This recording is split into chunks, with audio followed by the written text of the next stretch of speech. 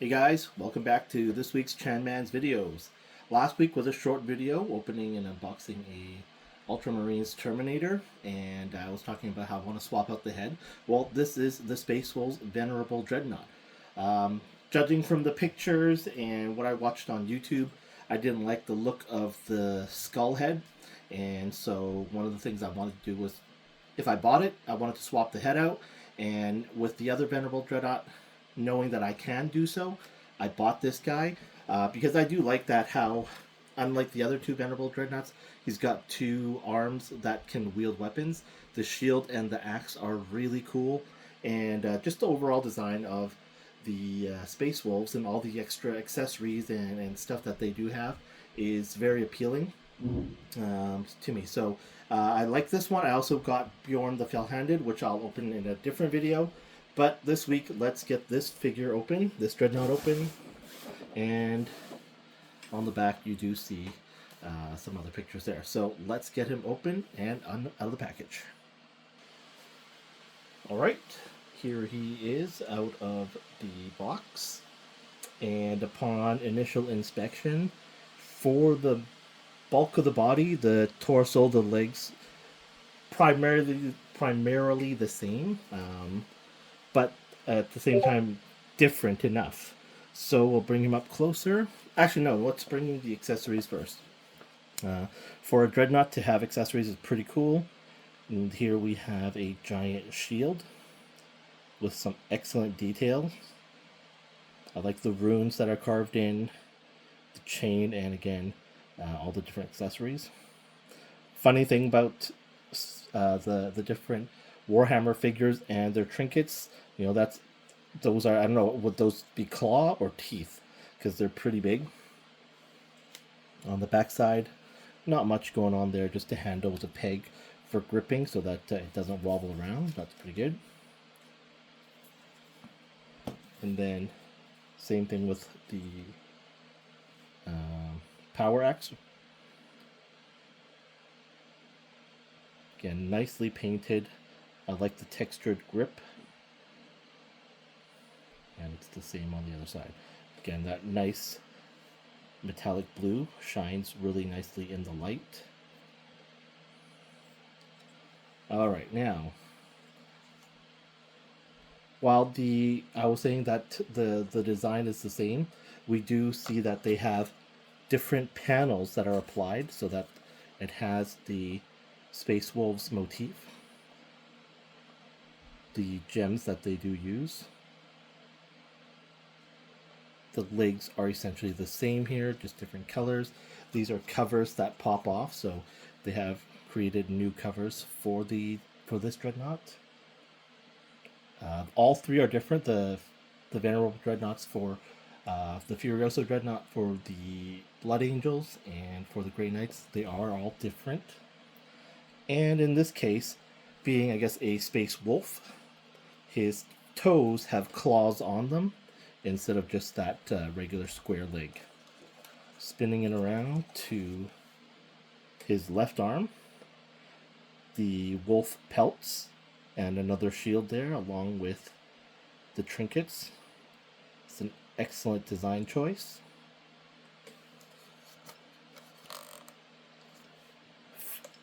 Vor, I'm guessing it's a silent H. And he also has the giant storm bolter on the back. Is there any articulation? Some articulation right there on the bend.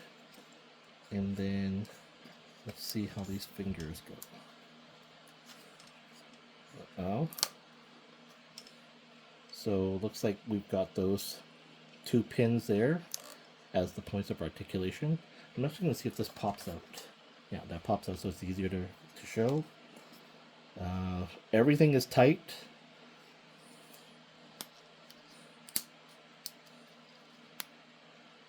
And so those the pins are where all the articulation is.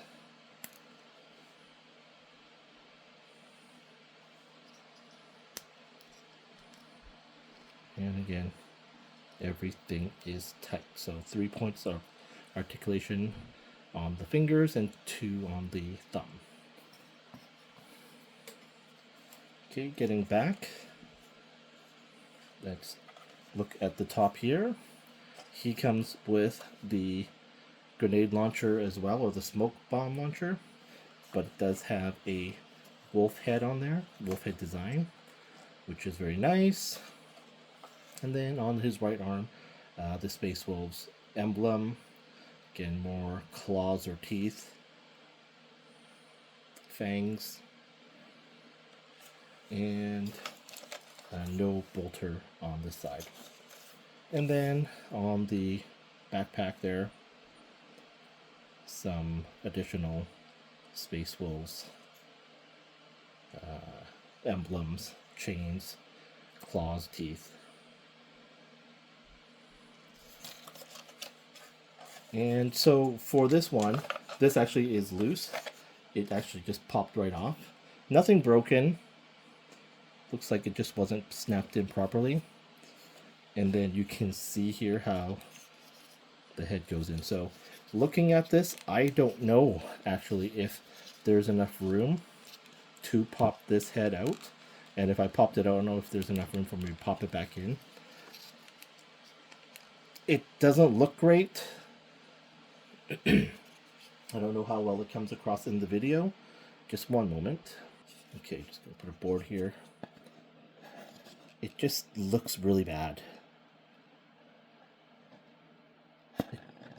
I don't know if I can save it with some shading or if I do need to replace it, but it just looks really dumb to me. So that's why I want to replace it. And so what I'm going to do now is I'm going to just pause it and see if I can pop this head out and swap it out with a Terminator head. Okay, and I'm back. I fidgeted around with this head, and unfortunately for me, it feels like it's a really tight fit. And I'm gonna try a little bit more again later, but right now I don't have the tools with me to get under and pop it out. I worry that I might stress and break the peg and ball joint in which it is attached to. So for now, without proper tools, I don't want to force it. Okay, getting back to some articulation. This flap does go up and down that I didn't talk about earlier, so that it's the same as the other Venerable Dreadnought, so these two move. This side not as much. There is a rotation right under the shoulder, and then just not quite at the elbow, but above the elbow. So it's kind of a weird design.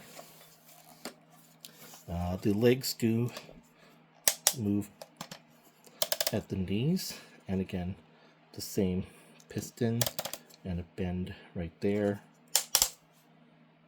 with a hip joint, and then of course the ball.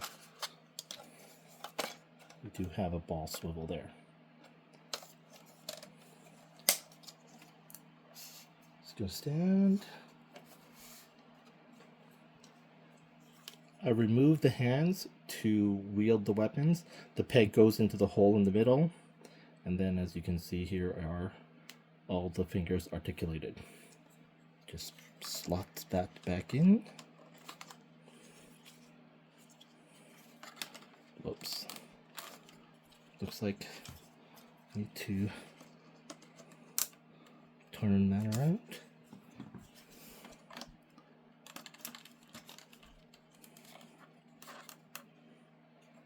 And then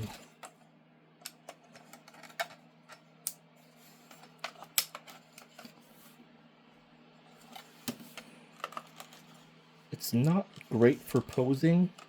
I guess that's why all the boxes just have sort of the same look, because of how limited the articulation is.